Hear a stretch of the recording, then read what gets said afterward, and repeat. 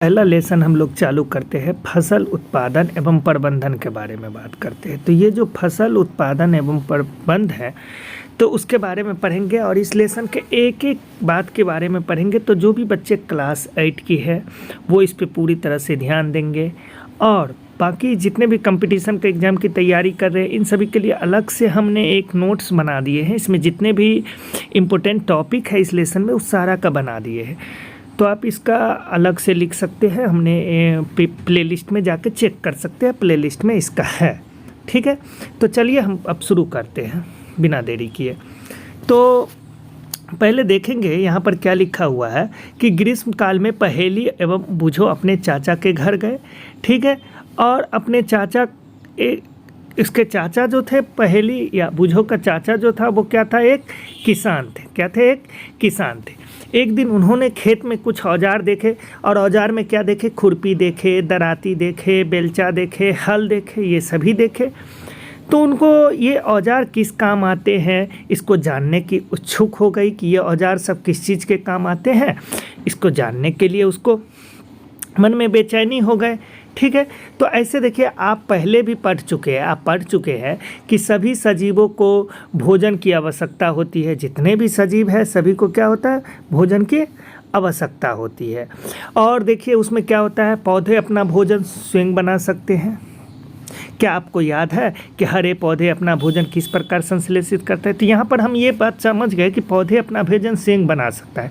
लेकिन ये जो हो गया हरे पौधे की बात करें, अगर हरे पौधे अपना भोजन किस प्रकार संश्लेषित करते हैं इस पर चर्चा करेंगे। मनुष्य सहित सभी जंतु भोजन बनाने में असमर्थ हैं, लेकिन पौधे यहाँ अपना भोजन स्वयं बना लेते हैं। ठीक है, तो जंतुओं को भोजन का स्रोत क्या है, ये जंतुओं जो है उसको भोजन कहाँ से आते हैं। ठीक है, परंतु हम भोजन ग्रहण ही क्यों करते हैं। ठीक है, अगला है हम लोग का कि परंतु हम भोजन ग्रहण क्यों करते हैं, आइए इसके बारे में भी जानेंगे। आप जानते हैं कि सजीव भोजन से प्राप्त ऊर्जा का उपयोग विभिन्न जैविक प्रक्रमों जैसे पाचन, श्वसन एवं उत्सर्जन के संपादन में करते हैं। जैसे हम लोग भोजन, जो भी सजीव है वो भोजन का से जो प्राप्त ऊर्जा होता है उसका उपयोग जैविक पर जैसे पाचन, श्वसन एवं उत्सर्जन के संपादन में करते हैं। हम अपना भोजन पौधों अथवा जंतुओं या दोनों से प्राप्त करते हैं। पौधों से भी मिलता है हमारा भोजन, जंतु जैसे जंतु से हमको दूध मिल जाता है, मांस मिल जाता है, अंडा मिल जाता है।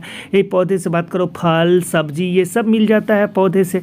ठीक है, तो हम अपना भोजन पौधे और जंतु दोनों से प्राप्त करते हैं जितने भी है। ठीक है,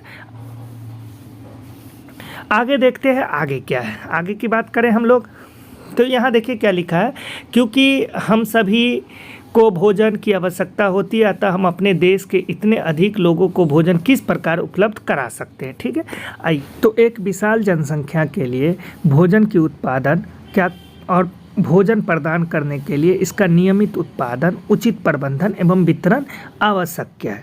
बिना उचित प्रबंधन, नियमित उत्पादन और वितरण से ये संभव ही नहीं। और भारत तो पता ही होगा एक विशाल देश है, भारत एक विशाल देश है।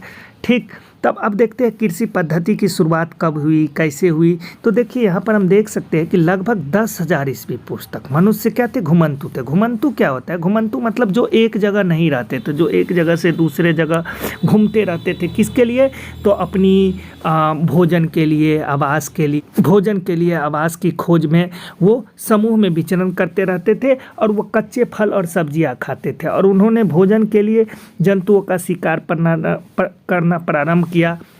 बाद में जा कर के खेती करके उन्होंने चावल, गेहूं और अन्य खाद्य पदार्थों जैसे चावल, गेहूं और अन्य खाद्य पदार्थों को उत्पादन करना सीख गया और इसी प्रकार कृषि का आरंभ हुआ। ठीक है, जब अब देखो ये अब मेरा अगला टॉपिक होता है कि फसल क्या होता है, फसल किसे कहते हैं। और ये बहुत ही भी है, उसको हम लोग याद भी रख लेंगे कि फसल किसे कहते हैं। तो आइए जब जानते हैं, देखिए जब एक ही प्रकार के किस्म के पौधे किसी स्थान पर बड़े पैमाने में उगाए जाते हैं तो इसे फसल कहते हैं। अब ऐसा नहीं है कि आप थोड़ा देर में इतना बड़ा मान लीजिए खेत है, अब यहाँ थोड़ा गेहूँ कर लिए, यहाँ कुछ और कर लिए, यहाँ कुछ और कर लिए, तो इस तरह से फसल नहीं होता है। फसल के लिए हमको एक ही तरफ, जैसे मान लीजिए इतना बड़ा खेत है, तो इस सब में हमने गेहूं को उगा दिया, ठीक है, तो इसको हम क्या बोलेंगे, फसल बोलेंगे, ठीक। तो एक ही यहाँ पर लिखा भी हुआ है, आप देखिए, इसको नोट कर लीजिए क्योंकि ये बहुत ही इंपॉर्टेंट टॉपिक है। जब एक ही किस्म के पौधे किसी स्थान पर बड़े पैमाने पर उगाए जाते हैं तो इसे फसल कहते हैं, ठीक है। जैसे उदाहरण के लिए दिया हो, गेहूं की फसल का अर्थ हुआ कि खेत में उगाए जाने वाले सभी पौधे गेहूं के हों, ठीक है। तो फसल से आगे जानते हैं, फसल जैसे देखिए फसल में बहुत सारे चीज़ आता है, जैसे प्याज उगा सकते हैं, सब्जियां में फल उगा सकते हैं, आलू उगा सकते हैं, लेकिन एक ही भूभाग में उगाइए, इस सारा में आलू उगा दीजिए और इस सारा में प्याज उगा दीजिए, ठीक है। तो ये हो गया आपका फसल के बारे में। ये तो पता है, भारत एक विशाल देश है, यहाँ की ताप, आर्द्रता, ताप मतलब हो गया टेम्परेचर, ह्यूमिडिटी और वर्षा जैसी जलवायु परिस्थितियाँ एक क्षेत्र से दूसरे क्षेत्र में अलग होती है। देखोगे कभी बिहार में देखिए गर्मी रहता है, वही आप चल जाइए जम्मू कश्मीर में, वहाँ ठंड रहता है। तो पूरे भारत में हमेशा ताप, आर्द्रता और वर्षा एक जैसी एक जगह पर नहीं रहता है, हर जगह अलग अलग होते हैं, ठीक है। तो इस ताप आर्द्रता को देखते हुए हमारे देश में फसलें उगाई जाती है। इसके विविधता के बावजूद मोटे तौर पर फसलों को क्या किया गया, 2 वर्गों में बांटा गया। और ये 2 वर्ग फसल की कौन कौन सी है, एक है खरीफ फसल, एक है मेरा खरीफ फसल और दूसरा हो गया आपका रबी फसल। तो ये रबी फसल और खरीफ फसल के बारे में जानेंगे, और ये रबी खरीफ फसल बहुत ही इम्पोर्टेंट टॉपिक है, इसके बारे में ठीक से समझेंगे। तो सबसे पहले जानेंगे हम लोग कि खरीफ फसल क्या होता है। खरीफ फसल के बारे में जानेंगे, वह फसल जिन्हें वर्षा ऋतु में बोया जाता है खरीफ फसल कहलाती है। वर्षा ऋतु मतलब जब बारिश का समय हो तब बोएंगे तो खरीफ फसल हो जाएगा। भारत में वर्षा ऋतु सामान्यतः जून से सितंबर तक होती है, इस बात को याद रखेंगे, ठीक है। और आपको अलग से नोट्स का भी वीडियो बना दिए हैं, उसमें आपको ये मिल जाएगा। तो भारत में आपको वर्षा ऋतु जून से सितंबर तक होती है। अब वर्षा ऋतु में कौन सा फल बोले जाते हैं, जिसमें ज़्यादा पानी की ज़रूरत हो, जैसे धान, मक्का, सोयाबीन, मूंगफली, कपास इत्यादि खरीफ फसल है। तो ये धान, मक्का, सोयाबीन, मूंगफली, कपास, ये सब क्या है, खरीफ फसल है। तो खरीफ फसल का हम लोग एग्जाम्पल भी याद रख लेंगे, ये जितने भी हैं खरीफ फसल है।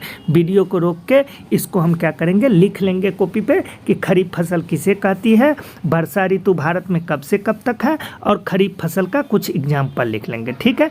अब हम चलते हैं रबी फसल की ओर। तो रबी फसल किसे कहते हैं, तो वर्षा ऋतु में जो उगाया जाता है उसको हम लोग बोलते हैं खरीफ फसल, और शीत ऋतु में जो उगाया जाता है उसको बोलते हैं रबी फसल। तो अक्टूबर से मार्च का महीना भारत में शीत ऋतु कहलाता है, शीत ऋतु बोलते हैं। और रबी फसल शीत ऋतु में उगाई जाने वाली फसल रबी फसल कहलाते हैं, ठीक है। तो रबी फसल शीत ऋतु में उगाई जाती है, जबकि खरीफ फसल वर्षा ऋतु में उगाई जाती है।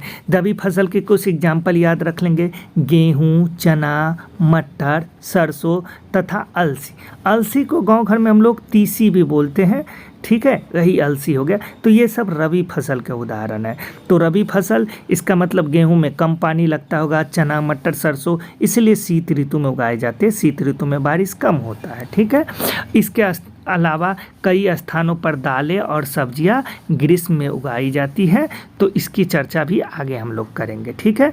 आगे का टॉपिक है मेरा आधारिक फसल पद्धति क्या है। अब यहाँ पर एक पहले क्वेश्चन है कि धान को शीत ऋतु में क्यों नहीं उगाया जाता है। सिंपल सी बात है, क्योंकि धान शीत ऋतु में इसीलिए नहीं उगाया जाता क्योंकि धान में ज़्यादा पानी की ज़रूरत होगा, और ज़्यादा पानी की ज़रूरत होगा तो शीत ऋतु में क्या होता है, ज़्यादा पानी नहीं होते, इसीलिए धान को शीत ऋतु में नहीं उगा करके वर्षा ऋतु में उगाया जाता है, ठीक है। चलिए बच्चों आगे बात देखिए, यहाँ लिखा भी हुआ है धान को बहुत अधिक पानी की आवश्यकता होती है, अतः इसे केवल वर्षा ऋतु में ही उगाते हैं, ठीक है। तो याद रखेंगे, तो धान मेरा कौन सा फसल हो गया, खरीफ फसल हो गया। और गेहूं की बात करें तो गेहूं मेरा रबी फसल हो गया, ठीक है। चलिए आगे बढ़ते हैं। फसल उगाने के लिए किसान को अनेक क्रियाकलाप सामयिक अवधि में करने पड़ते हैं। अब देखिए किसान को बहुत सारा मेहनत करना पड़ता है, फसल ऐसे ही नहीं उग जाते हैं, तो इस मेहनत को हम लोग बहुत सारे कृषि पद्धति से गुजरना पड़ता है, तब जाके एक फसल उगता है। और ये देखते हैं तो किसान किस किस पद्धति से गुजरते हैं तब जा कर के उसको फसल तैयार होता है। सबसे पहले उन्होंने मिट्टी का तैयार करते हैं, उसके बाद बुआई करते हैं, उसके बाद खाद एवं उर्वरक देना, मतलब मिट्टी को तैयार करो, फिर बुआई करो, इसको खाद एवं उर्वरक दो, फिर इसको टाइम पे सिंचाई करो, फिर इससे खरपतवार से सुरक्षा करो। और आपके खरपतवार का नाम हम नोट्स में बताए भी हैं और आगे फिर बताएंगे, ठीक है। फिर इसके बाद इसको कटाई करो, कटाई करने के बाद इसको भंडारण करिए, ठीक है। भंडारण करके इसको रखिए। उसके बाद जा कर के ये पूरे 7 पद्धति है और इस 7 पद्धति से गुजरते हैं, तब जा कर के ये कृषि का तैयारी होता है, ठीक है।